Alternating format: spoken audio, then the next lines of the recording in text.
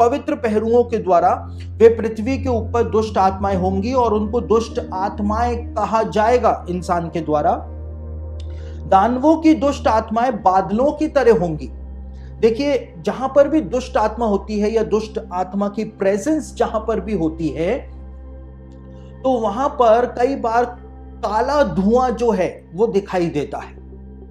मैं एक जगह के ऊपर एक लेडी में से जब दुष्ट आत्मा निकाल रहा था, और जब दुष्ट आत्मा निकल ही नहीं रही थी, तो चर्च के ऑल्टर पर एक लकड़ी का क्रूस रखा हुआ था। मैं वो क्रूस उठा करके लाया और उस लेडी के सिर के ऊपर जब मैंने लगाया, तो उस लेडी के कई सारे लोग हमारे साथ वहां पर थे जिन्होंने अपनी आंखों से उस चीज को देखा कि उस लेडी के सर में से काला धुआं जो था वो निकला था। और यहां पर भी इसी बात को बताया हुआ है कि दुष्ट आत्माएं जो है वो बादलों की तरह होंगी। वो काले बादल या काले धुएं की तरह अपने आप को मैनिफेस्ट करती हैं। और साथ ही यहां पे परमेश्वर कहता है, वे पृथ्वी पर पीड़ा, अशुद्धता, फुसलाना, लड़ाई और विनाश का काम करेंगी और दुष्टता करेंगी। वे ना खाएंगी ना पिएंगी पर अदृश्य होंगी। वे मनुष्य की संतानों और स्त्रियों के विरुद्ध उठेंगी क्योंकि वे उन्हीं में से निकली हैं।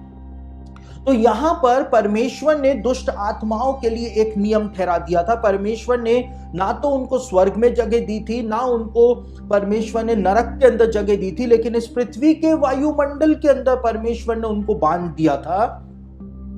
और परमेश्वर ने कहा था कि ये पृथ्वी के ऊपर दुष्ट आत्माएं कहलाएंगी और ये इंसान को ही कष्ट देंगी, क्योंकि ये इंसान और स्वर्गदूतों के द्वारा जो दानव उत्पन्न हुए थे उन्हीं की आत्मा है। ये इंसान को पीड़ा देंगी, ये इंसान को फुसलाएंगी पाप करने के लिए, ये इंसान को लड़ाई करने के लिए उकसाएंगी, विनाश कराएंगी पृथ्वी के ऊपर, और ये स्त्रियों के खिलाफ और पुरुषों के खिलाफ उठेंगी और निरंतर इसी काम के अंदर ये लगी रहेंगी। तो ये आत्मिक नियम परमेश्वर ने दुष्ट आत्माओं के लिए ठहरा दिया था, जिसको हम यहूदियों की जो पुस्तक है, हनोक की पुस्तक, उसके अंदर हम इस बात को पढ़ते हैं।